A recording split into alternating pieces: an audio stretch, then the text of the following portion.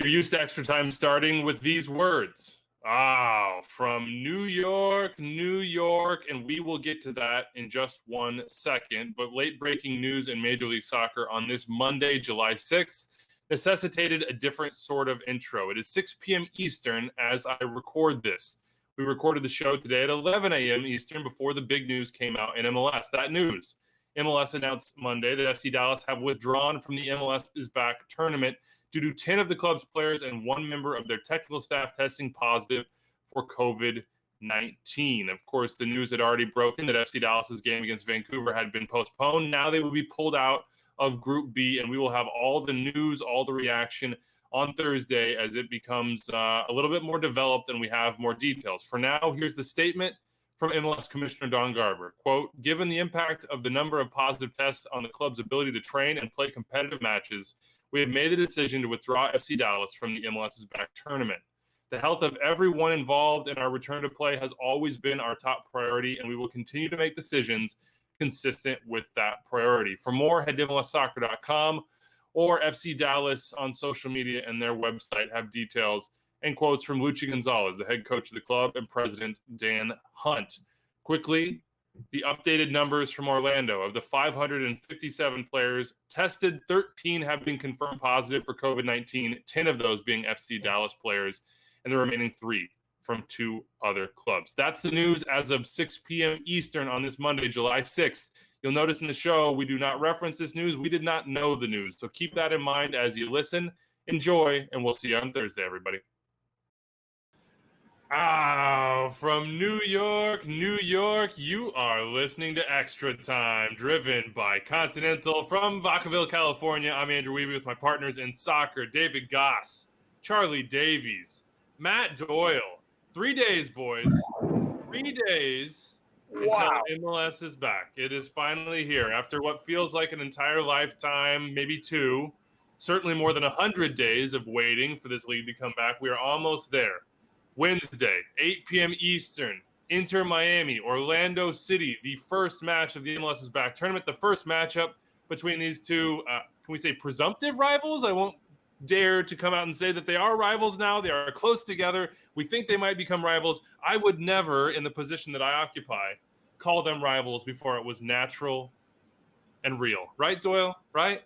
I mean, I think it's just ridiculous that they're pretending like it's not going to be a rivalry. I'm not pretending. There's no pretending here. I'm just keeping my hands clean, man. I'm not saying you. I'm saying the Orlando City fans in particular are so touchy about this stuff. Of course you're going to be a rivalry with Miami. If you're not a rivalry with Miami, it means you have another situation like with Atlanta where your team failed to win a single game. No, don't do that to them.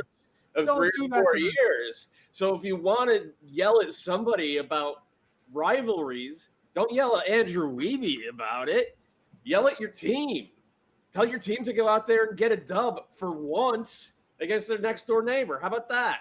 I appreciate that initially I thought you were trolling me, but I should have known that you were going to bring it full circle and troll Orlando. I'm not even trolling.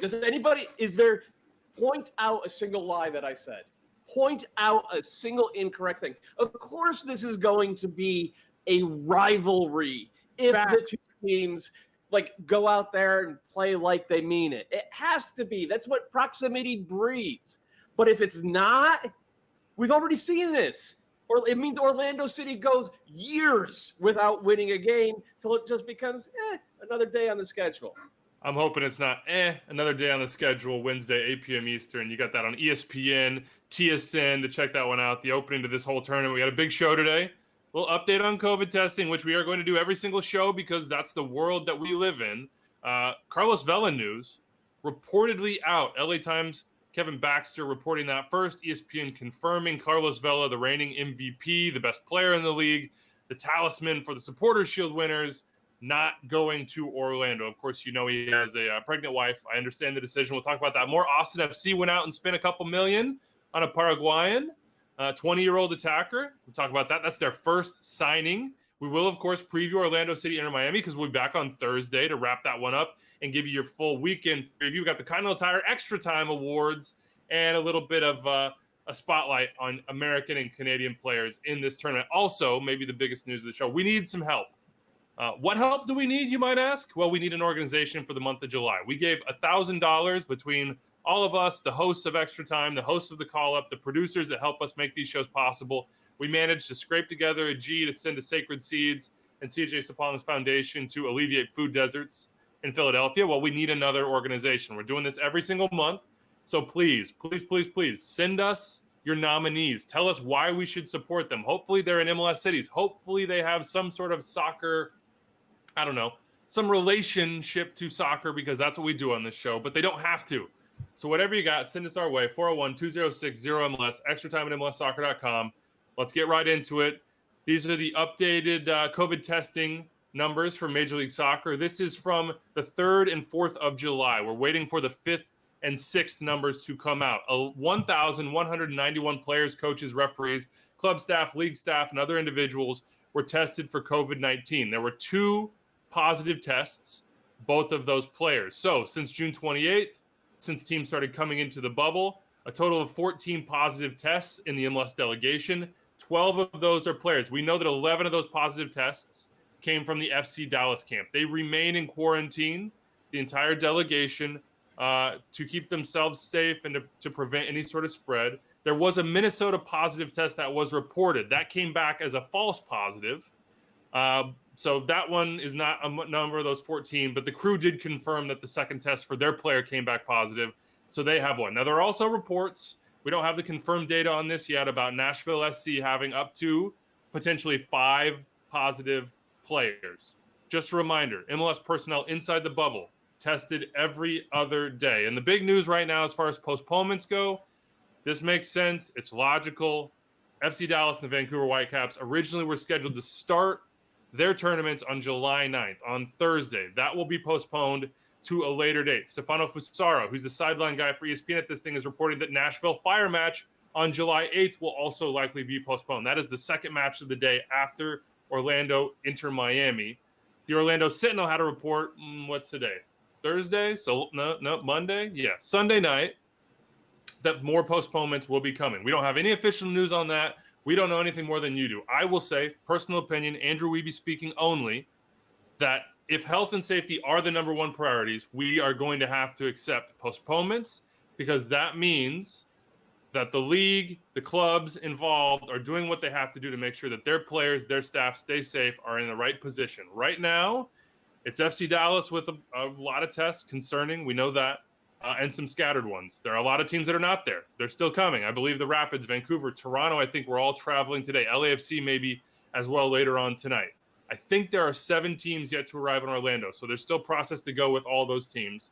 But that's where we stand with COVID ahead of MLSisBack. Before we get to the preview here, everything else, I've been droning on for a long time now, and Dave's face is showing just how bored he is of it. No, I'm watching soccer. What game you got on?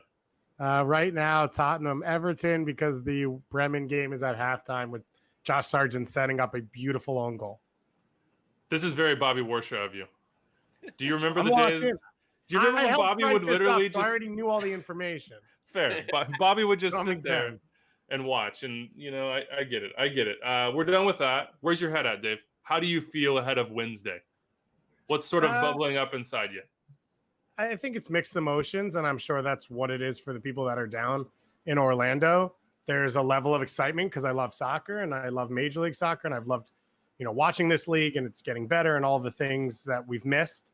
On the flip side, I would say that I have a lot of good relationships with people who play, coach, and cover this league and help run it. And that's a lot of people that it's questionable about what's going to happen to them. So I'm worried for those people. I hope for all the best.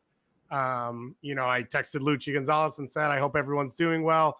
It's hard to hear some of that stuff. And, you know, people are away from their families and it's unknown situations. And on the flip side, to also get excited about soccer. But I think if we can, you know, continue to have positive outlook or positive results going forward, there's a chance that we get some entertaining soccer, and we're going to talk about it. But a good piece in the LA Times about the different stuff ESPN's going to do. So it's a weird time.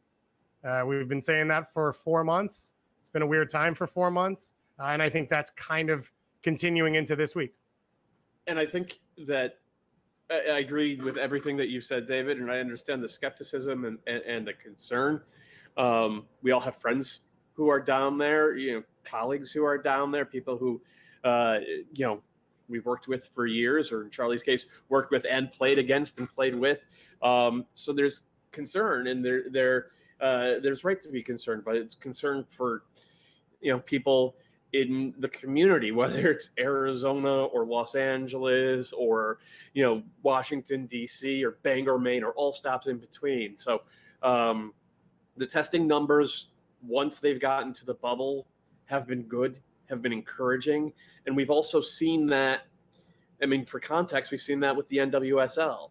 A month ago, or really 3 weeks ago, when Orlando Pride had to pull out, we saw, justifiably, everyone kind of lost their minds and said, this is irresponsible, it's going to fail. But you see what's happening with the NWSL Challenge Cup in a Utah environment where cases at the time were rising rapidly. Like, they have been able to put on an incredible show. The players and staff, by all accounts, have been safe. So the hope is that model that the NWSL has created in Utah is something that MLS is going to be able to effectively translate to Florida. So fingers crossed on that, and fingers crossed to all the people in the league and all over the place who have contracted this disease, and hopefully as many as possible pull through on the other side with no lingering effects. It's unprecedented times. I think that bears reminding all the time. It sometimes feels like we've been through it already, but we haven't. And every community, every different part of the world, every different part of the United States is experiencing it in a different way. I'm looking forward to the soccer. For me, I'll probably be watching it on paternity leave and listening to you guys. And for the first time in like 8-9 years, not being a part of Extra Time, but hearing what you have to say and wondering what Charlie Davies is going to think about this game, and what's the rant that Doyle will go on, and what's David's unique perspective that comes in and makes me maybe change my mind and say, oh yeah, maybe I was wrong. But I do have concern. If you didn't have concern, that would be unnatural, I think. And I think that's the right attitude to have, because hopefully that helps keep people safe. We've been trying to get Dr. Margot Patukian back on the show to answer some questions about the bubble and what's happening there and the tests and what she thinks. She's the chief medical officer for Major League Soccer. And if we can, we hope to have her on Thursday. We'll see how that works out timing-wise. But we will certainly be breaking down the opening game on Thursday and looking ahead a little bit. Charlie, where are you at? And then we'll really dig into things. I'm hopeful. I'm really hopeful and optimistic that once the tournament does start, we'll see some quality play that we've all hoped for. And I think once we get to those later knockout rounds, the quality of play, because of the match sharpness, the fitness, starts to show through. I think we're all going to be pleasantly surprised at how well this tournament went off. And I'm hoping that they bring this back every year in some capacity, whether it's, every preseason, they bring this World Cup style tournament off to start the season. And the winner is heavily compensated. So it is, something players want to win, whether it's the prize money, the trophy, and the CCL spot. I really do think that once everyone gets in this bubble and they get situated and they understand what they're here for, why they're playing, it's not just for the club or for their future contract, but for people in general. Society needs this just as much as, the league needs this to start. People want to watch games. They want to be distracted from the everyday lives and the struggle that people are going through right now currently in the United States. So I'm hopeful that guys get it. They're going to be playing. They're going to be healthy, and that this tournament is going to be a success. Charlie's already all in, man. I love it. I'm all in. I'm all in. At this point, I'm all in. I say we take Charlie's idea. We go one better. We don't even play a regular season. We just play tournaments after tournaments around the two countries every year. Cut Doyle off at the knees on supporter shield culture and just play knockouts. You guys are both so on message. I love it. You guys should be in the comms department. You think comms department is hiring? Maybe resumes. They'd be lucky to have Goss and I. They would be lucky to have Goss and I in the comms department. I say we make it like that golf tournament they did with Tiger and Phil Mickelson. It's just like $10 million a pop. We just make it big stakes. Everything matters, and you hand it's not even a check. It's just full of cash. Well, think about how many leagues. Think about how many leagues have all these different tournaments. Why not add this to the fold to start off preseason? Everybody, it probably wouldn't be as tough because you could bring your families down. You could interact with other teams. There's not that stress and I pressure. was just trying to get him and his family free trips to Disney from here on out. Yeah, what's that on your shirt, Charlie? I'll cover it. Who is that on your shirt? Good old Jiminy Cricket. Nice. Good old Jiminy Cricket. How much stuff did you get from Disneyland when you went? You like filled up a whole. You're like a tourist. You come in there, you buy a new bag. No, this is not a tourist. This is one of the perks. So being contracted to ESPN to do the ACC, you are an employee, right? So you get the big discounts. My wife goes ham when it comes to getting Disney stuff. So of course, me being a huge Disney fan, I'm going to take advantage of it too. So come on, get me all the T-shirts, all the polos, and they're comfortable. So yeah. Hey, that's a beautiful leisure shirt. Come Charlie. on now. I love it. I love it, man. Wednesday, 8 p.m. Eastern, ESPN, TSN, Orlando, Miami. All the news. MLSsoccer.com will have it once it's out. I'm sure you're also following everywhere else you do already. MLS Reddit, The Athletic, Jeff Carlisle, ESPN, LA Times doing good work. All these local organizations as well covering this league, trying to keep you up to date. One note I will add, because this has kind of been a mystery. Carlisle did report that 90% of the people who are staff members at what is a Marriott resort, the Dolphin and the Swan, are being tested regularly, and all of the bus drivers are. So that's a little bit of additional information that I personally did not know, that I felt was important and to pass on here. Some programming notes before we get into Carlos Vela. MLS Today, presented by AT&T, is going to air every day of the tournament at 11 a.m. Eastern. MLSsoccer.com, Twitter, Facebook. By now, you understand how all of that works. They'll be right after that 9 a.m. Eastern match when those matches occur. Susanna Collins, Caitlin Carr, you know them, you love them. They're hosting this one. Big guests coming this week. Tune in Tuesday, Wednesday, Thursday. Head coaches, players, all the people you want to hear from as this tournament gets ready to start. We are planning to have Frank DeBoer and Thierry Henry on Thursday's show. So that'll be a must listen for you. And Nani of Orlando City is on the call up this week that comes out on Tuesday, everywhere you listen to podcasts and on YouTube. So let's get into it. Carlos Vela, he opts out of MLSisBack. This is first reported by Kevin Baxter at the LA Times, ESPN, and Jeff Carlisle further confirmed it via their sources. Now it's out. Carlos Vela's statement reads like this, quote, "I would like nothing more than to be with my teammates in Orlando. I always wanted to give everything I have to my club, our fans and supporters, and the city of LA. However, it is in the best interest of the health of my family to stay home and be with my wife during what is a risky pregnancy. I will miss being with my teammates and coaches, but I will be cheering and supporting LAFC from a distance. I can't wait to be back on the field playing for all of you and accomplishing great things with our club." Look, I get it. I mean, can anybody argue with that at all? No. Like you can't take the man across a continent for 6 weeks when his wife is pregnant during a pandemic. Like, everybody understands this. Yep. So that's that part of it. We get it. Good luck to you, Carlos, and your wife. We hope everything goes as well as it possibly can. Can we if you didn't know Charlie and I are parents, no, I'm just kidding. That was just the troll you. Can we just say that Brian Rodriguez and Diego Rossi are both DPs that are going to fill those spots? Like, there's still a ton of talent, and now it's like, is the system and the sum of the parts greater than whatever they have to overcome? Doyle's been talking about BWP. So coming off the bench, getting fit again. All of a sudden, he starts banging in goals. Doyle was right all along. Here we go. I mean, it does make it more interesting, because to me, if Vela was there and available, they would be the favorites by a mile, and it would be a referendum on like, are LAFC gonna find another way to choke? But now instead, it's like, okay, it's a little more even now, and now we get a chance to see, like, okay, Brian Rodriguez, no more excuses. You've got 1,200 LAFC minutes under your belt. You put the ball in the net for Uruguay. You put the ball in the net, before you came to MLS. It's time. There's no Diego Rossi's not taking your minutes. You're not playing as a false nine. Carlos Vela's not taking your minutes. You have to be out there and you have to produce. And when we talked to everyone last year after 22 under 22, like, everyone we talked to was like, Brian Rodriguez is the favorite to win this thing next year. It wasn't Barco, wasn't Pomacall, wasn't anybody else. It was Brian Rodriguez. So time to put up. I like it because when you see this team, all of a sudden it's like South American U23 Yeah. Talent central. I mean, both wings in Rossi and Rodriguez. Palacios at left back. Maybe Cifuentes. Maybe Ginella, depending on Kay and Atuesta. Atuesta himself.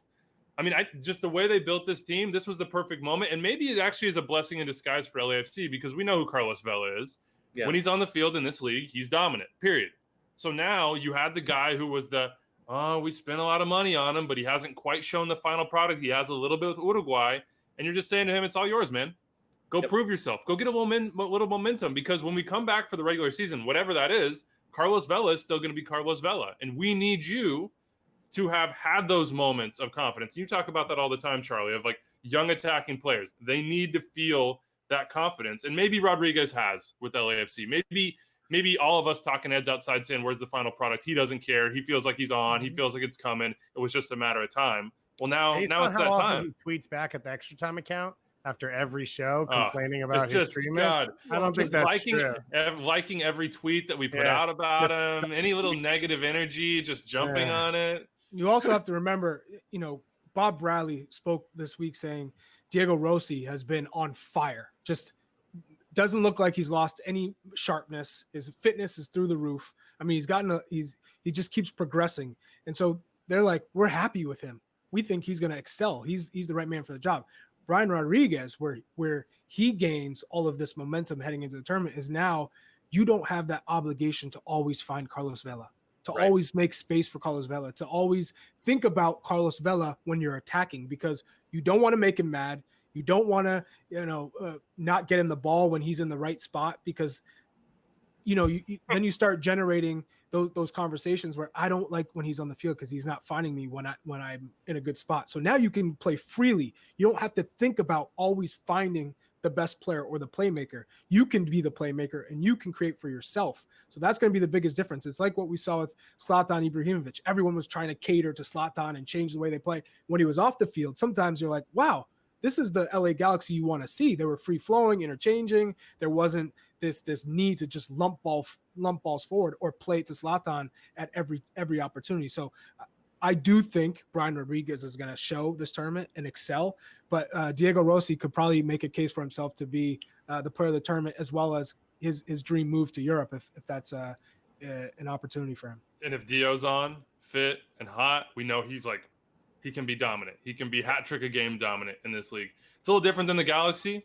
With the Galaxy, Zlatan was the black hole. With LAFC, Carlos Vela was just the gift that kept on giving. Just put the ball in that area and step back. But I think you're right, Dave. I think Bob Bradley's going to look at this and rub his hands together and be like, I usually have to invent challenges and slights for myself. Now I don't. The best player in the league is gone. Let's go, boys. Let's get this thing done. Let us know what you think. Carlos Vela out for this tournament. We understand why. Best of luck to him and his wife and his family. We hope everything goes well with that pregnancy and they have a second beautiful child to enjoy once all this is over. Austin FC trying to build their own club now too, and Claudio Reyna went out and made a signing. This is sort of the blueprint, let's say, of what we talk about in this show a lot of the time. Rodney Redes, 20-year-old Paraguayan attacker, looks like mostly a winger, but has played all over. Watched basically all of his highlights from 2018. No, that doesn't mean much. It's just like, techno beat over a supercut, but he's listed as a left winger by Transfer Market, but I saw him playing a lot on the right. I saw him playing second striker some. I saw him playing up top by himself some. He's Paraguayan. He comes from Club Guarani. This is what we want. And Jeff Carlisle says it was $2.75 million for the transfer fee in a multi-year deal. So this is how you want to get it started. Yeah, we don't normally see this big of a move be the first move, though. Like most teams, they sign a USL dude. They sign maybe a couple guys that are going to go on loan. It's interesting just that Austin FC has hit the ground running on this, because whether it's DP or TAM, you spend this much on a player, they're going to be a starter in your team. So it's just something to work around. So it's interesting to see that they went that way. And, it's going to be interesting to see for Claudio Reyna. He was such part of a football global empire with City Football Group. And that was how they built their team, was using CFG to scout guys, what everyone thought. Now he's off on his own, having his own opportunity. So it's interesting to see he goes back to this. And this is clearly what Austin's looking to do, is to follow the examples of not the original DPs of NYCFC, but since then, most of the guys, and what we've seen in Atlanta, what we've seen in LA as well. You wonder how much he saw with Jesus Medina, because you're talking about another Paraguayan youth national teamer. Now, that hasn't worked out. It did early. It did early. That's true. But Doyle, you said there was a quote from Reina that stuck out to you on this one. Yeah, he was talking about how, Miguel Almiron went from Paraguay to Argentina and really boosted his stock in Argentina. And then, of course, Josh Sargent just almost scored an incredible goal. And then came to MLS and boosted it to $25-30 million and got the dream move to an English Premier League team. And Reina's idea with this is to just skip that intermediate step, go from Paraguay directly to MLS, and then hopefully in a couple of years, sell this guy on for big money. I hope it works out. There have been more misses than hits with young DPs over the last couple of years. Guys like Josue Coleman had a big rep. In addition, you mentioned Jesus Medina. Barco has been good, but I don't think he's lived up to his price tag. So it takes more than just talent. It takes the right infrastructure, the right coaching, and the right network to make these things happen. But to get back to what you were saying, David, wasn't Hani Mukhtar the official first signing for Nashville? And wasn't Julian Carranza or Matias Pellegrini was the first official signing? But Nashville has signed like Derek Jones and guys like that. I think they were technically. I think they traded for like David Accam and some others before, and then loaned him out. So I don't think he was the first. But that's what I'm saying. Normally, you make a few. We've seen people just make a few. LAFC signed some guy who played for Orange County that I don't ever think played for LAFC. Yeah, I don't think so either. I mean, Alex Tembakis stands out to me, right, with like. Here you go with the trivia. Alex Tembakis. Throwing out the extra time trivia on me right here. But this does at the very least, it does make sense as a place where MLS teams have gone shopping a lot in the last 5 years. And you have to assume that both Claudio Reyna and Josh Wolf, because Josh Wolf was assistant coach with Greg Berhalter in Columbus when they brought in guys like Milton Valenzuela. So he has some experience, at least, in situating these guys in trying to make the transition from South American leagues to MLS as comfortable and as smooth as possible. Do you think it's a 4-3-3 for them? I mean, knowing Wolf's background, it feels that way. And if it feels that way to me when I watch, again, you're watching the highlights, you're looking at positions played on Transfer Market, you're seeing that he scored 3 times in 8 games in Libertadores. He could play any of the 3 positions on the top. Yep. And then you think about the recruitment side, like, God, Miguel Almiron, that's the gift that has to keep on giving for MLS teams who are scouting in Paraguay. I mean, you say that name and they think, okay, well, there you go. That was a pathway that we can use as well. So big signing, at least to start, money-wise, reputation-wise, I think as well in Paraguay. Rodney Redes for Austin FC. Let us know what you think. Austin fans, what else would be a good signing? Where do you want to see this team go? And we will start to find out as we push our way into 2021, which if the last 100+ days feels like 2 lifetimes, I don't think I'm going to make it to 2021, if I'm being honest with you. So we will see. Let's talk TV. Kevin Baxter on a run. He got the details on ESPN's broadcast. Taylor Twellman was over here pleading the fifth. But he got the details from Amy Rosenfield, who's the head producer of all this. ESPN, the biggest maybe news, ESPN will not be using fake crowd noise. So players, coaches, they'll be heard clearly after a 7-second delay to guard against, cursing, basically, in coarse language. What do you think about that, Chuck? Do you like that? Because they're going to use their cameras, they're going to use their microphones, it seems like, to really try to change the way that we watch the game, to sort of bring you inside the field of play, as opposed to what I think a lot of other broadcasts during this time have done, which is stay traditional and keep it traditional with the crowd noise to make it feel normal. I have a feeling this might not feel quote unquote normal. No, it won't, because you're playing in an empty stadium. The voices, if it's not a game where players are verbally active and really talking, then you're going to deal with those crickets. There's lulls in the game. Charlie, is that a thing that's going to happen? No, I'm being serious. In games that matter, like, are any of these teams, are teams quiet? So, sometimes in possession, I've been a part of it, where a team is just knocking it around and you have another team who's just playing counterattack and just sitting back. There's not much talking going on. There's not much to say. There's not, because the team's moving it, right? And you have your passing sequences, your patterns, and you're moving it side to side. You're just keeping control of the game, trying to almost draw them out or get them to turn off for a second because they don't have the ball. And the other side is just stay defensively sound. We'll stay compact, and then when we do have the opportunity to break, we break and we go. And there's not that much conversation going on. Maybe a little bit to the left or right or step, but as far as like being entertained as you're watching a viewer, you're not entertained by that.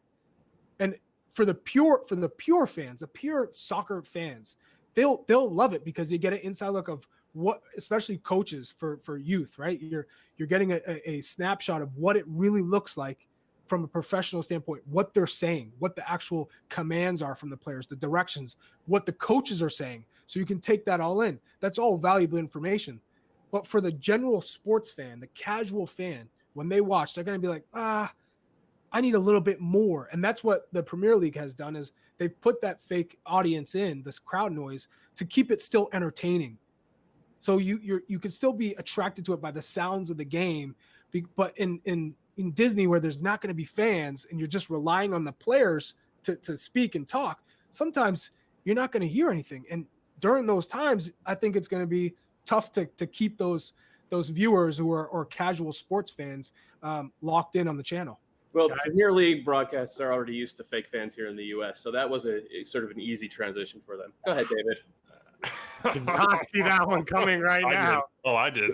I think that we have to each round give our power rankings top coaches that are mic'd out, because I feel like we're gonna get down where it's like everyone's like, oh, it'll be Bob and Adrian Heath who yell the most and are the most entertaining, and I feel Peter Vermees. But I feel like low key, once you hear everything, other people are going to be really funny, and there's going to be a lot of good, gifable, memeable, quotable moments that come out over the next few days. And also, some coaches don't like to talk during the game. Maybe they allow their assistants to do it, but there are some head coaches that are like, you know what, I'm going to give the power to my players, because sometimes when they talk, you've seen some players go down because a coach gives them instructions, and maybe a coach is too on top of players and they can't handle it, and they start, getting inside their own head. And I've seen that where players just go into a shell and they're not playing the way they normally do.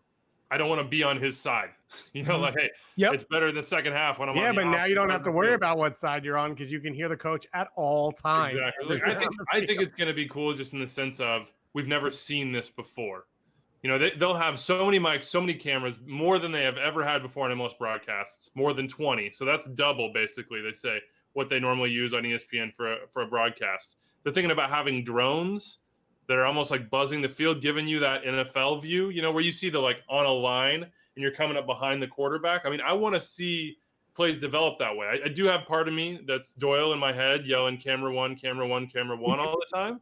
But if there was ever a time to just see what might work to make broadcasting this game different or more interesting, or add moments of levity or access or whatever it is, now's the time. And then it's on the producers, right? They're the ones that have to like stitch together this coherency within a broadcast that they've likely never done before. They're the ones that have to pick out those moments, to Chuck's point, where it's like, okay, we're not getting anything interesting for 25 minutes, but boom, that moment right there, we have to find a way to get in the broadcast, because it is just so different and interesting. And then I also wonder, like, players like Alejandro Bedoya, who even with a crowd in the stadium took advantage of his moment to find a microphone and deliver a message.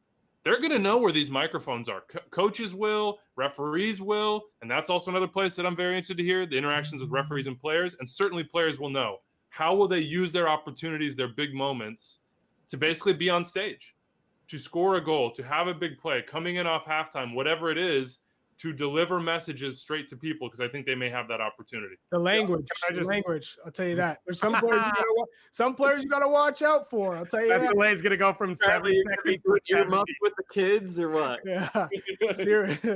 I'll throw two things in, one of which is, and I don't know how much fans notice this, but a live broadcast of a game and a stadium setup and all those things is a give and take between, you want the best angles for TV, but you also can't block the best seating, and you can't affect the way the fans experience it. So that will be interesting to see what the camera angles are and what they've been able to do, knowing that they don't have to worry about that. And the other thing is, even in a home game, You have to strike and reset up every single time.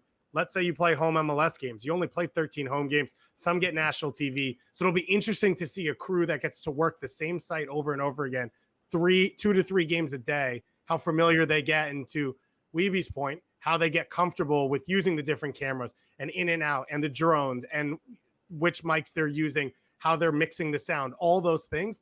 That's going to be unique to this tournament because you just don't have, even at a World Cup, play 5-6 games at a stadium and then it's over.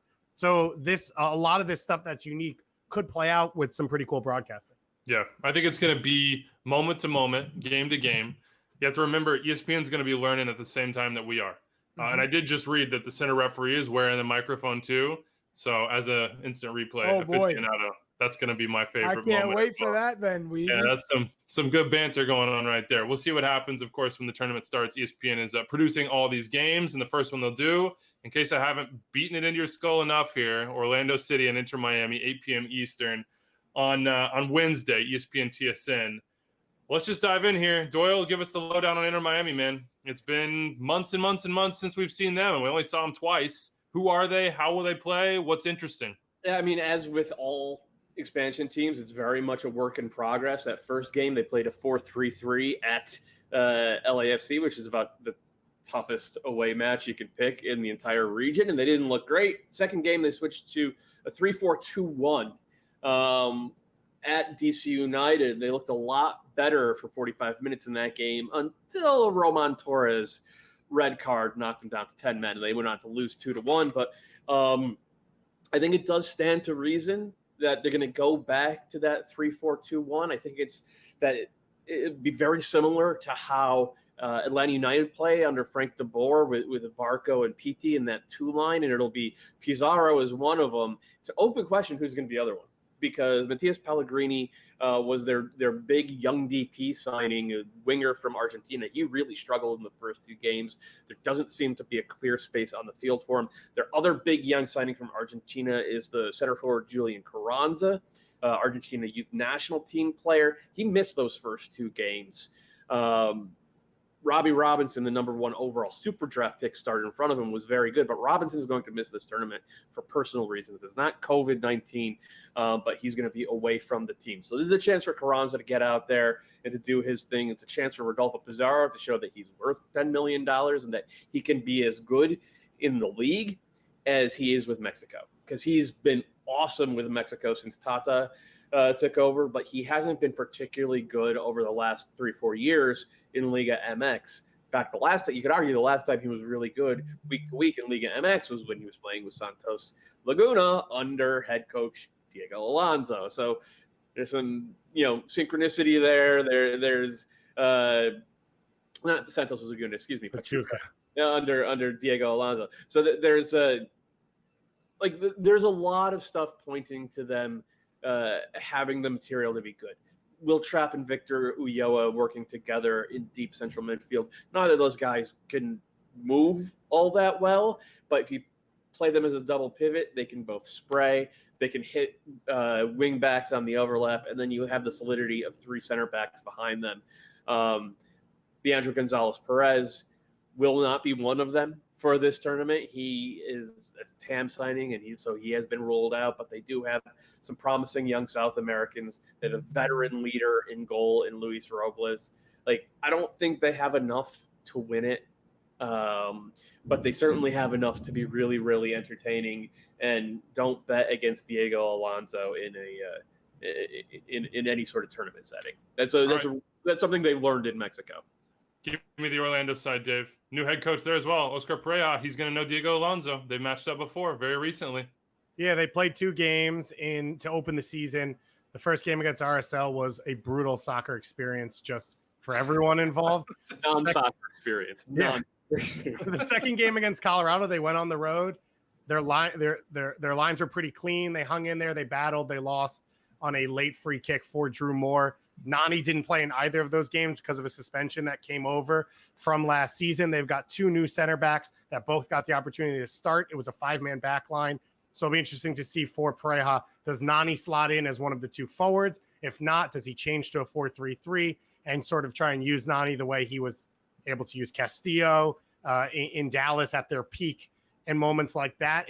A lot comes down to Pereira. He was a DP that signed last year, but everyone in Orlando told us he was barely 60%, but they had the chance to sign him and they wanted to do it then. But it was always with an eye that he would be a difference maker in 2020. And he's supposed to have the quality to link up with Nani that they just didn't have last year to send him to another level. And when I look at Orlando, I look at their defensive midfielders. I think Seven Mendes, one of the most underrated in MLS. And then they brought in a pretty high price player or a high value player in Junior Urso, who you'd expect to be able to destroy everything in that midfield, to win possession and to kind of allow the attackers to stay high up the field and transition quickly. The question in that first game against Miami is who wants the ball? Who's going to control the game?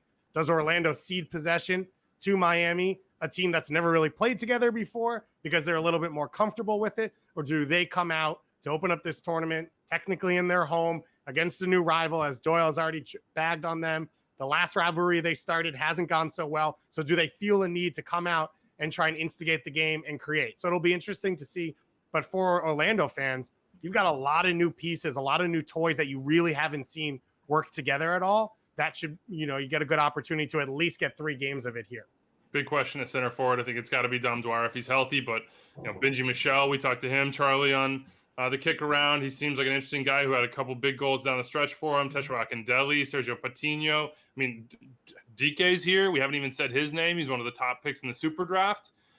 Let's dive right into a little prediction side of this. MLS Predict 6 presented by BetMGM. You can go play. We've got a league. I'll tweet out the Extra Time League on our Twitter at Extra Time. If you get all the picks perfect, it's not just 6, it's 12, because it's all the games as well as like little extra sides for each of them. $50,000. The top points finisher gets $500 each time they do one of these rounds. So I'm working on my predictions, but you can take Orlando. That'll get you 40 points. You can take a draw. That'll get you 40 points. Or you can take Miami. That'll get you 30. Charlie, where are you going with this game? What do you see? A draw doesn't sound bad, but I'm going with Orlando in this situation. I think Diego Alonso just hasn't had enough time with his team, and they don't have that striker. They don't have the guy who's going to bang goals that you can depend on. Now, on the flip side, Orlando has been hot, cold. Dom Dwyer, if he's fit, if he's in form, and you have Nani who's fit and motivated, then they're going to score goals. And you throw in Chris Mueller, who's been effective coming off the bench. For me, he's probably one of the best guys in the league when you talk about coming off the bench to change a game. He's not. I don't think he's quite yet to be a full starter and play 90 minutes and deliver consistently throughout every match this season. But coming in off the bench, I think he's grown a lot as a player from last year to this year. But it's still, again, adding something off the bench that's completely different from what they offer with Akindele and Benji Michel. I think there are more options going forward to get you goals than what Inter Miami has at the moment. Anybody taking Miami? Anybody see Miami in their heart of hearts? Okay, Doyle, why? I just like the way they played against DC United. And granted, it was very early in the season, and that might be a bit of a mirage. But Diego Alonso knows what he's doing. He's proved that repeatedly over the years. He won with one of the smaller sides in Mexico with Pachuca, and at the same time, he brought along younger players like Pizarro and Eric Gutierrez and Shoki Lozano. But he also went to the big clubs. He went to Monterrey and won the CONCACAF Champions League last year. And while they didn't play beautiful soccer, they played pragmatic soccer. They figured out what worked and they got it done. And I think he already showed some of that in that second game. I think that even without Roman Torres, who would be suspended, I assume with that red card for a game, I still think they have center back depth. I think they have wing back depth. I think they have know-how in central midfield. And you're right, Charlie. Julian Carranza is far from proven. He hasn't even set foot on the field in MLS, but like they spent $6 million on him to be a center forward. He's been for the Argentina national team. So I'm giving him the benefit of the doubt in this one. I'm going to say that Inter Miami figure out a way to get on the board a couple times and take the first edition of the Sunshine State. No, that's a terrible name. It's just a horrible name. Okay. I can't. It's like it has to be like the Swamp Derby or something. Why don't we call it something like maybe like an Orange Bowl? Really good Citrus. You going with the citrus theme? Go ahead and see yourself out. Who you got, Dave? I'm going to go with Orlando. I think that's why you had me give the rundown on them, because I had said that's who I'm going to take. But I like that they brought in 2 new center backs. I like the shape that they played in the first 2 games of the season. That's without Nani. Nani, whatever you want to say about him, is a difference maker on a field in Major League Soccer right now. You give him an option in Pereira, someone who can maybe pick up the ball a little bit deeper and transition to him. He has to cover less ground. He can be more of a consistent threat. And Orlando doesn't have a guaranteed goal scorer either. But they do have a few players who, when they've been hot, stay hot for a short amount of time. And that's what I've talked about for the last few weeks is if you can get a goal scorer similar to a World Cup where someone who's on, I mean, when Tesho scores, he scores 5 in a month. And then he doesn't score again for 6 months. But this could be that month. And Weeby said that about Dom as well. So I think this is an Orlando team that's going to be set defensively like they hadn't been in the last 3 years. All right, especially under Pareja, where they've been able to train more in Florida. And then I think you've got difference makers up front as this storm rolls in. I can see it coming across Doyle's screen as well. It's like nighttime at 4 p.m. Yeah. Hoping for no Taylor Twellman situation where you have like lightning strikes straight through Doyle's window in Long Island City. We'll pray for you, Doyle. I'm going draw just because it's a good point play here. 40 points. I'm torn. I hope it's a scoring draw. I hope it's insane. I hope it's like 4-4. That's what this tournament needs. It's what we all need. It's just like an El Trafico-esque moment where we're just tearing our hair out or beards, depending on which one of us in this chat is doing it, and being how is this happening in front of me? Like, what? And I feel like this tournament has some of that potential because you're going to have tired legs. You're going to have teams that don't really, especially in Group A, that don't really know who and what they are in every given moment just yet. And I hope that there's going to be some randomness here. I hope it's not just, hey, we're both playing 5-man back lines and invite you into our half because we're not coming into yours. I hope this is a 4-4 draw. I get 40 points and we're on to the next one and this tournament gets going with a nice start to it. That is the MLS Predict 6 presented by BetMGM. We got a league. I'll send out the link. And since we're promoting things, and that's just the way it goes, folks, if you haven't got your MLS Bracket Challenge presented by Audi in, get that in. You have to pick the group stage to start. We did 4 of 6 groups on Thursday's show. We'll get to Group B and Group C right now, but there's a big change in Group D. Minnesota United. No Ike Opara. He is recovering from injury, staying back in Minnesota to rehab that. Just like Carlos Vela, good luck to Ike. We hope he's getting better, getting well, getting prepared, and ready to be back on the field when he is ready. But I think that changes the game in Group D, and for that reason, I have 3 teams going through in Group D, and none of them are Minnesota. I've got Sporting Kansas City, Colorado, and I got RSL as my wild card, one of the 3 wild card picks outside of Group A, which of course now gets 3 teams through. I think Minnesota are really going to struggle without Ike because if you just look at history. Look at the data, look at the numbers. Without Ike Opara, without Ozzie Alonso, BAD bad, horrible, record-setting defense in the wrong kind of way. With Ike Opara, with Ozzie Alonso, all of a sudden, pretty darn good, darling of the league. I just think Ike Opara covers up mistakes for so many other people in the team. Whether it's, and you wrote this in your column, Doyle, and I completely agree, Roman Meunier, his freedom to go forward, well, all of a sudden that's curtailed a little bit. He can't do that with reckless abandon. He can't do that knowing that any ball that gets in behind him, Ike Opara can defend in the channel. Ike Opara can defend in the corner. Ike Opara can muscle that guy off the ball. Ike Opara is going to be no nonsense, and he's not going to make a mistake. Crosses into the box. Ike ate everything up. You could afford to have service coming in because you knew Ike was putting whoever it was, Zlatan et al., into his pocket. I think it's a huge loss for them. I know that they have Jose Aja. I know that they have Brent Coleman. I know that neither of those players is anywhere close to what Ike Opara is in Major League Soccer. And I worry a little bit about what Minnesota is going to do without him. Yeah, I mean, it's like the same. It's like it's the same feeling as like after you said the thing about Vela. Like there's just no way to disagree with any of that. Like Ike Opara is what changed Minnesota United the most last year, specifically because Roman Meunier, he can't overlap early if Ike's not back there. If he pushes up early, then they're just going to get annihilated on the counterattack, as we saw happen to Sporting Kansas City time and time again last season when they tried to replace Ike with like an average MLS center back. It's a huge test for this Minnesota team. I'm sure they're listening to this. I know that there are some members who are dedicated listeners to Extra Time, and we're giving them bulletin board material. But Ike has earned the right for us to sing his praises and suspect that the drop-off is going to be huge without him.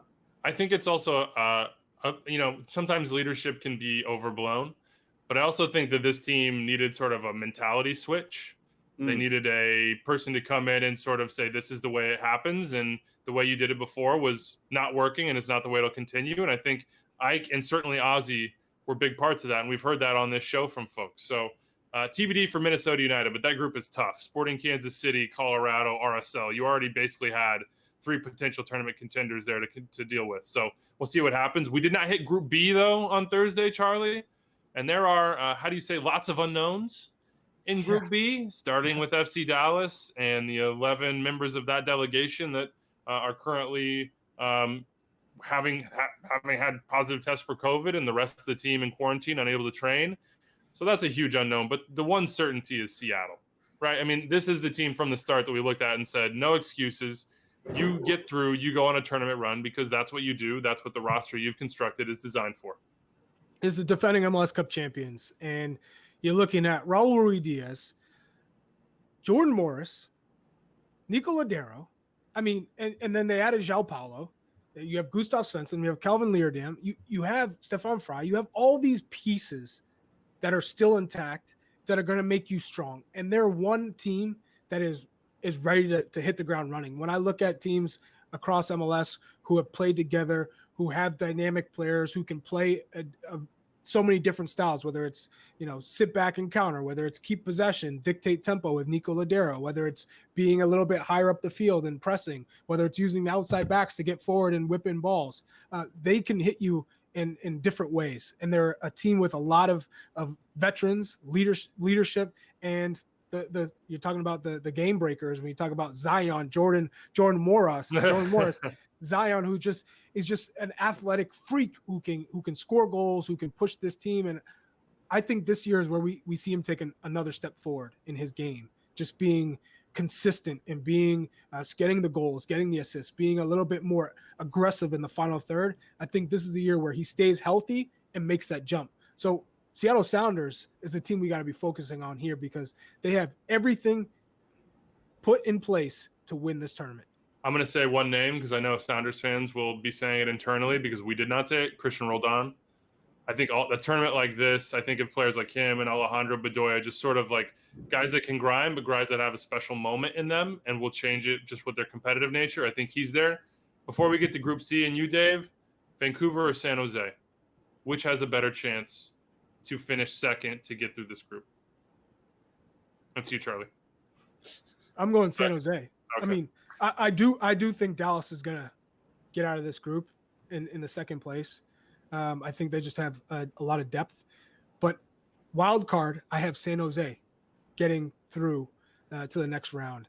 And I just think Matias Almeida has that that strong personality as a coach to get guys to buy in, to understand this is what we need to do to get out of the group, and changing the tactical game plans from match to match in order to get the results needed to move forward. And Vancouver, I guess they're better than what I thought they were going to be at the start of this year. And Lucas Cavallini has shown he is getting the chances because with his movement, with his creative way of running in the box and around the box, he's been able to generate his own shots. He's had the shots, he just hasn't finished. I worry about a player if they're not even getting the shots, even if they're not getting the service. He's a player who can still get chances without service. That tells you something because he's got the speed, he's got the sharp movements in and around the box to be able to capitalize on an opportunity. So Vancouver is definitely better than what I thought, and they do have him on the field, which they can get goals, they can surprise you. But San Jose, I think, has a number of players who can get the job done. I think of a young Jackson Ewell, right, who has made progress with the U.S. men's national team. Again, a reason why I want to see San Jose do well is because you have players like him and Nick Lima who are young national team caliber worthy players right now floating on the fringes who can really make have high potential and high ceilings, and you can use this tournament to kind of jump off into the next step of your career, the next phase. But San Jose, I think, will surprise some teams this tournament. There you go. Charlie has Seattle, Dallas, San Jose, maybe Vancouver making a run. What about Group C, Dave, before we get to the Continental Tire Extratime Awards for the tournament and call this thing good and get to waiting for the games? What do you see in the Eastern Conference group there? So I think this is the most competitive group top to bottom. I think D, which you mentioned with RSL and their ability, but now Ike out with Minnesota, and E are interesting as well, of course, as all of them. But this one to me is the one where I won't be surprised if anyone wins it. I think it'll be Toronto, but you don't know if Piatti's healthy. You don't know what you're getting from Josie Altidore. You don't know what you're getting from a Michael Bradley who hasn't played in a competitive game in 6 months. And then you've got a team in New England who's got a match winner in Bo, and now Hill, who's back, who can beat anyone. And they've done a good job under Bruce Arena, I think, progressing who they are. But the team I'm really interested in is Montreal Impact. I like the way they started the season in CCL. It's the same mindset as what you're going into here, which I think is let's play safe. Let's keep our back line clean and then get opportunities where we can to just get goals, to get through. And it's not about playing free-flowing soccer. I think you look at a guy in Thierry Henry, he's already shown that he's learned from Monaco, the way he started here in Montreal and how they decided to start from the bottom and start to progress. And then you see a situation that we just have, which is coaches not really being around their players for a long time. Henry's a guy who most of his coaching experience is with a national team where you're working with guys from a distance and where you're explaining to them what you want to see, but not always on the field, not always having a ton of time. And then you take everything Montreal has, and you add a DP in Wanyama, who we've only seen for about 45 minutes, one full game. And that's match-winning talent if he's healthy, on top of a Montreal team that I think is comfortable with their identity and they're confident going into a moment like this. So I'm excited to see what they do. They have the potential, if they can get healthy and get comfortable, to have a central midfield that can really dominate games, because Tight Air is one of those guys who can do everything. And if he's got players to link up with, now maybe it's a little bit easier not having a killer goal scorer to just toss it up to, because you can create more opportunities, to Charlie's points, get more chances for the guys in your attack. So I'm excited to see what Montreal does. I picked them as my second team through behind Toronto FC in my bracket challenge, and I had the Revs as a wild card team as well. Oh, DC coming out. Interesting. All right, I'm going to put a timer on you guys. Is that okay? Normally we just go however long we want to go most of the time, but for the Continental Tire Extratime Awards, I'm putting a timer on you. And before I hit the timer, Charlie, I assigned you the David Accam MVP Award, and you didn't really understand what the David Accam MVP Award is. And all the listeners at home are going, Charlie, here's what it is. Let me tell you the story. This one time, Bobby Warshaw was asked to pick his most valuable player pick, and he chose David Accam for the Philadelphia Union. So now this is basically dark horse, out of nowhere, probably never going to happen, almost certainly won't, MVP Award, the David Accam MVP. We miss you, Bobby. Hope you're having fun with the 21st Club, man. Your timer. Hold on. Your timer. Do you understand the prompt here first? Okay. The only question I have is, can it be a designated player? Because there are some big players, big name players, who maybe are not looked at as a potential MVP. It can't be a best 11 player. It can't be a player that you said, oh yes, this player is going to win MVP. Somebody would nod and say, yeah, that makes sense. Okay. It has to be a sort of like, oh, so like sure a Gustavo Bo qualifies for this. Whoa. I haven't hit the timer yet here. I know, I'm just saying. But he would qualify. He would qualify. And the timer starts now. You have 30 seconds. Go. Okay. Gustavo Bo definitely has a good shot because I see the New England Revolution surprising people. I have them getting out as number 2 in that group. But I'm going to go with Ismail Tajuri Shroudy. Ooh, like it. I like that. I've seen what Sean Johnson has said about him, that he's been the player that has wowed everyone in training. And I've watched him up close and personal, and I thought, wow, this guy has a lot of talent. If he can be in this group, this front three, the dynamic players, he's gonna surprise everyone. He's gonna be the dark horse MVP. How much time do we get? 30 seconds. Can we throw in our picks on top of his, or only one? Yeah, quickly. Yeah, who you got? If LAFC is this, Mark Anthony K. You guys talked about all the wingers who are going to replace Vela. No, it's dominating midfield.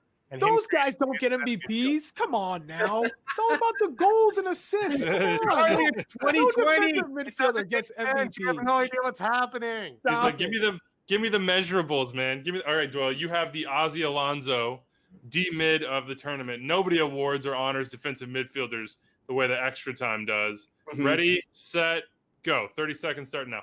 A lot of good options, including Ozzy Alonso himself. Though I do suspect that that Minnesota are going to struggle too much for him to be the choice.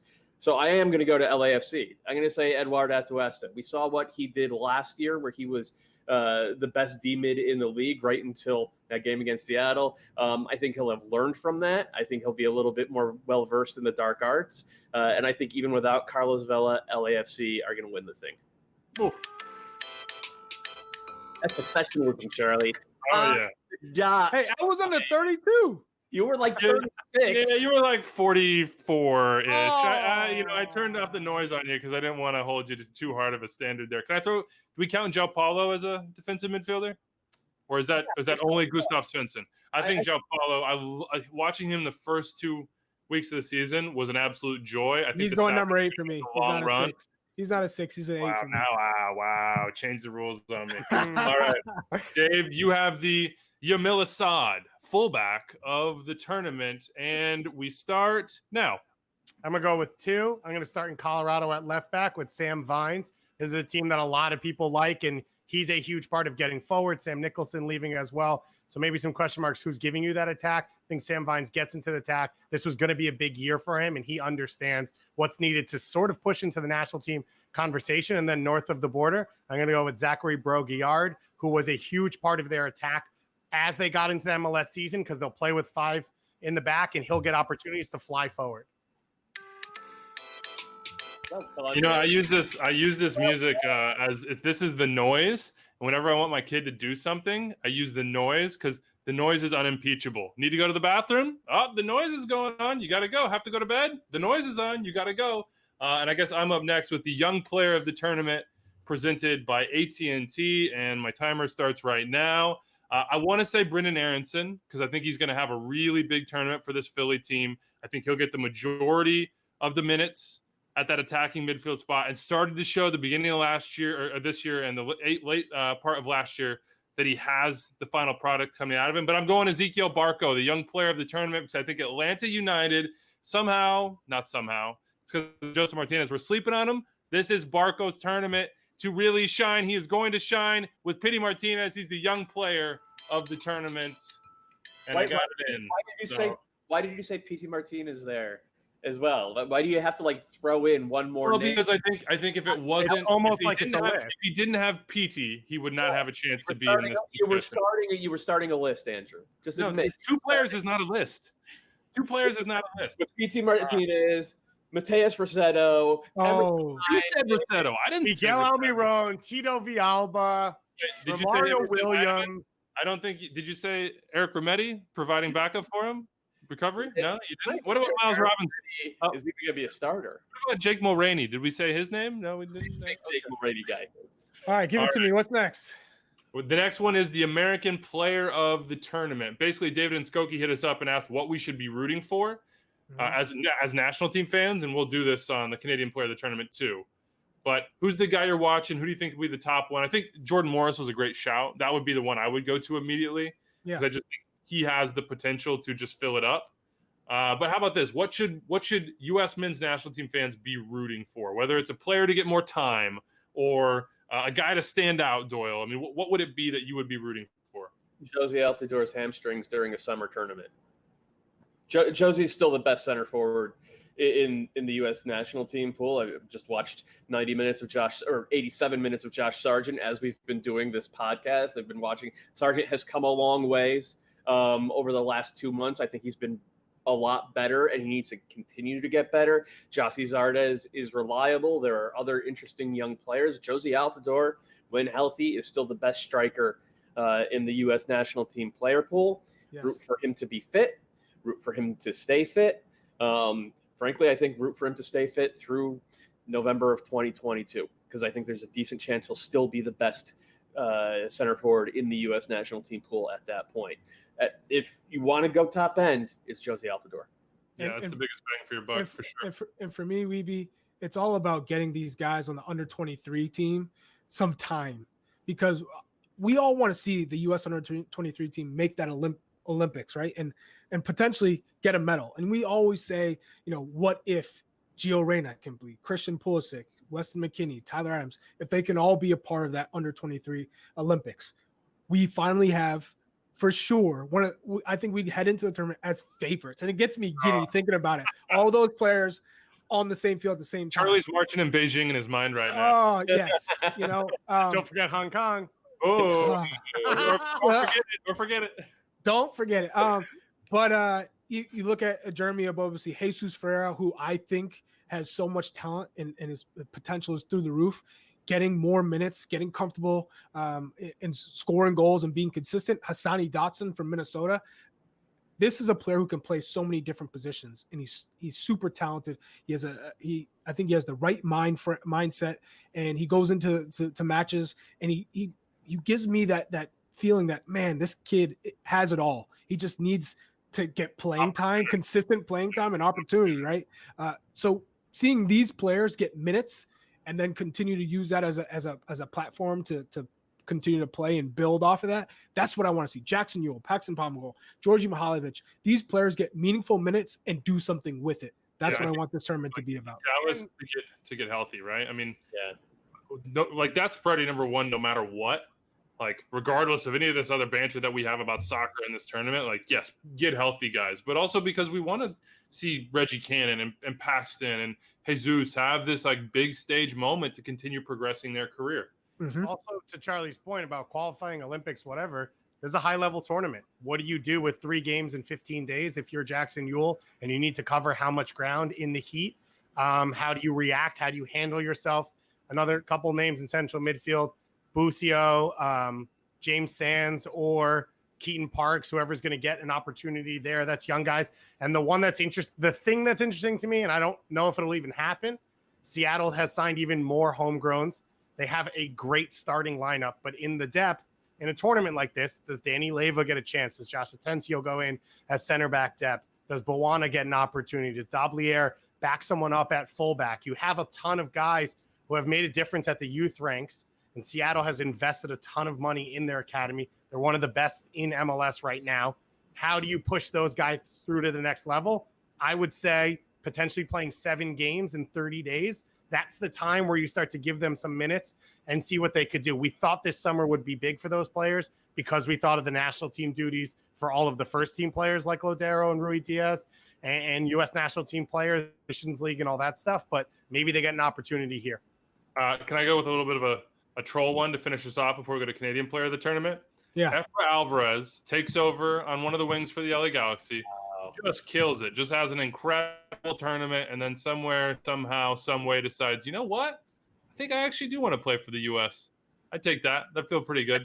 How about this? Canadian player of the tournament, then we'll get to the mailbag and get out of here. You guys mentioned Mark Anthony Kaye. I think that's a good shout. We talked about Lucas Cavallini, another good shout. If you'd like me to list them all out for you, Dave, you know I specialize in such things. So, you want me to go? No. If you want to continue the list, no, I'm just kidding. Doyle had a thought. I think Mark Anthony Kaye and Cavallini are the 2 favorites, but I would say from a national team perspective, the most important one to focus on is either Broguillard, the right back for Montreal that David mentioned before, or Derek Cornelius. What about Richie Larea?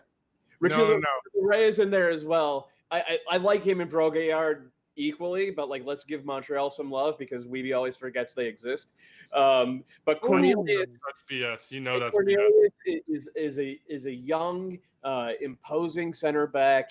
He checks all the boxes physically. I thought he improved over the course of last year. And the place on the field where Canada needs the most help right now is absolutely center back. So if he takes a big step forward in 2020, and he's could conceivably have a Miles Robinson style season, that would be absolutely gigantic for a Canadian men's national team. So from that perspective, focus on Derek Cornelius. All my Quebecois brothers know that I respect and love you and your city and your culture. So don't let Doyle's don't let his needling let it change your opinion.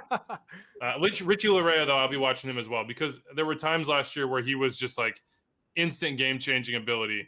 from that right back position. When he gets into the box and is on the ball, it's just so hard to stay in front of him. Like, I have that clip of him just leaving a defender on the dirt over and over playing in my mind. Coach of the tournament, before we get out of here, I have Bob, because I had the exact same logic that Dave did, which is the man doesn't need another thing to motivate him. He doesn't need another thing to help him prove everybody else wrong. It's going to be us against the world, and he still has 2 elite MLS wingers to choose from. I'm going Bruce Arena. Marina? Bruce Arena. Tournaments? Depends on the tournament, Chuck. MLS tournaments. Okay. All right.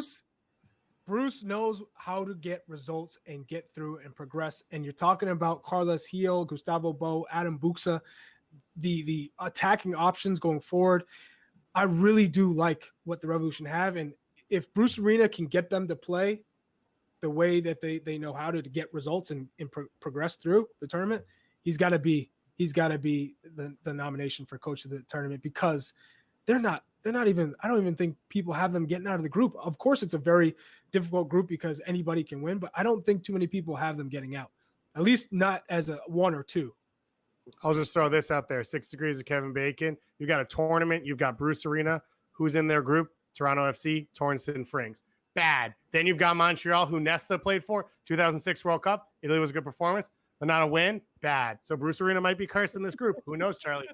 Okay. I'm just saying, you got to follow the tea leaves sometimes. That's the kind of logic that's unimpeachable. That's like the noise, man. Once that thing goes off, you just gotta deal with it. It's the truth. Well, wait a minute. Torsten Frings just appeared on my TV as well. So I think oh my god. It's a sign. It's a sign. You anybody hear the radiator? I don't hear the radiator, so none of that was false. That was all true. Every single bit of that was true. Keep your third eye open, Charlie. You have a dark horse for us, Dave, on coach of the tournament? Well, I went big with Columbus, and I think if they do go that far, Caleb will be in the running. And then I think you just look at it from where we are at now. One of the final 4 teams we will not have anticipated, and whoever that coach is will be the one that's picked coach of the year. I think there's a decent chance Seattle, Toronto, and LAFC are in the final 4. Here but if go. Vancouver gets there, list every team. that's what you're talking about. Whoever gets in the final 4 of the 26 teams, then I think that coach will definitely be coach of the tournament. Charlie, who picked Gustavo Bo for $14 million. That's his dark horse anything. It is a dark horse. He's not expected to be MVP. Charlie, I could buy a small island. I went with Tajiri Shradi. I went with Tajiri Shradi. Hey, I went with Tajiri Shradi. So you're right. You did have your safety at the front where you could go back and say, no, I said Gustavo Bo. You heard me mention it. I had the 30 seconds. That's your safety valve. That's the parachute. You got to pull the parachute. That's the one you do. All right. We had fun with those. If you have any picks, hit us up. Let us know. We'll track that as we go through the tournament. Then, of course, pick them again because we have a whole nother regular season to talk about once this is over. Different lifetime away. Mailbag time, 401-206-0MLS, extra time at MLSsoccer.com. David and Skokie, the legend, sent us this email, I want to say 3-4 weeks ago, and we've been sitting on it for 3 or 4 weeks because we were thinking, you know what, we have to have Susanna Collins on to do this because if you listen to this show, you know from time to time, Susanna and Doyle and often Dave and others who know the songs, so just the 3 of them, break into Broadway musical renditions. Yes. And David and Skokie went through every single team in this league and had like a 200-word write-up on what musical that team represents and why. And so now I cede the floor, I cede my time to Dave and Doyle to pick your very favorites and read them and banter about things that I truly don't understand. Doyle, would you like to go first? Yeah, I'll go first. I'll start with the original MLS dynasty. And the first Broadway show to successfully integrate a libretto, according to our friend David, was Oklahoma. Music and dance and tackle serious subjects is the show for the first team to integrate South Americans, young U.S. national teamers, and veterans. DC United, represented by the famous musical Oklahoma. It's also especially relevant in this day and age because most people don't realize that Oklahoma was, in its first iteration, was a stage play by a Native American playwright named Lynn Riggs. It was about the Cherokee Nation in Oklahoma, and of course, it failed. The stage play did, and then 20 years later, Rodgers and Hammerstein grabbed the show, whitewashed it, made it about white cowboys in Oklahoma, and it became an iconic American musical. So there is nothing more 2020 than celebrating Oklahoma and ignoring its history. I also love that one. One that was a little bit too easy, but you still have to like, was Man of La Mancha for FC Cincinnati. I think most people know this story, whether they know the musical or the book or not. FC Cincinnati might dare to dream the impossible dream, but right now their unbeatable foe isn't making the playoffs. It's keeping a coach for more than 11 games. Just scathing, but pretty good. How does the interim coach angle come into that? I don't know that. The guy who follows Man of La Mancha around, I can't remember his name. That's Johan Domé. Sancho Panza. That's Johan Domé, unfortunately, who does believe and is consistently there, but unfortunately isn't exactly the victor. And then you've got some really good ones. Philadelphia Union or 1776. Fine, easy one, but it's one of my favorite shows ever. So that one had to be mentioned. You have Pippin as Inter Miami. It's the story of a young man tempted by the glitz and glamour of the world. Pippin just wants to fly in a place where his spirits can run free. His corner of the sky, perhaps he'll find it in downtown Miami rather than provincial Fort Lauderdale. I just like that. I thought that was a great one. And what was the last one I was going to mention? I don't even remember. So there you go. Oh, Cats was Chivas, which is just funny. I'll also mention Into the Woods, which he says represents Toronto FC because it tells the cautionary tale of what happens when all your wishes came true, which is, of course, what happened to Toronto FC in 2017. And then 2018 didn't go as well. And the slug, of course, for Into the Woods is wishes come true, not free. And I also have to mention it because that is my wife's favorite show, and she will be yelling at me if I don't mention that one. We will we'll put these out on our Twitter channel for all of you that are interested. Well done to David Goki, absolute legend. Favorite show as well, by the way. I think she's a big. I think she was in it. You didn't mention Montreal Impact, which was Les Mis. One, because it's French, and two, because just surviving another day is the existence of Montreal. Hey, Chuck, you wanna promote something special we got coming before we get out of here? Yeah, little interview we might have done today with a certain world-class player. We have from FC Barcelona and the Croatian national team, Ivan Rakitic, joining us today. I cannot believe it.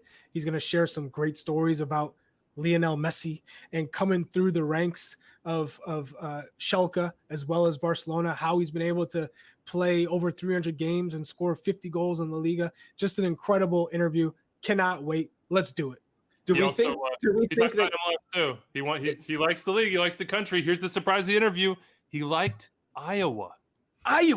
The field of dreams. What's wrong with Iowa? Places. He said he went to New York and Miami, and Iowa was his favorite stop on the whole trip. What kind of insane person says that? But let me ask you this: do we think that Ivan Rakitic is the biggest extra time fan on FC Barcelona, or do you think that maybe like Busquets is a bigger fan of the show, or like one of the young kids like Ricky Puig, or even Fati? Like, who do we think is the biggest fan of us on that team? Well, Carlos Puyol used to DM us all the time. So I think we probably have to go with him. And I just assumed that Suarez once we developed that relationship, he was just spreading it throughout the rest of the locker room. And he probably had, privileges on the boombox. So pregame was always extra time for FC Barcelona. And David is the Carlos Puyol of all Megan's friends. So that makes a lot of sense. Fair. I know Suarez is a fan. Suarez is a huge fan. Nobody hears. I don't hear the radiator right now. So this is all facts, all truth. 8 p.m. Wednesday, Orlando, Inter Miami. MLSisBack tournament kicks off. Make sure you get your MLS bracket challenge in. Get your Predict 6 in. We have leagues. I will tweet those. We will see you on Thursday. Ready to wrap things up. Have a great week.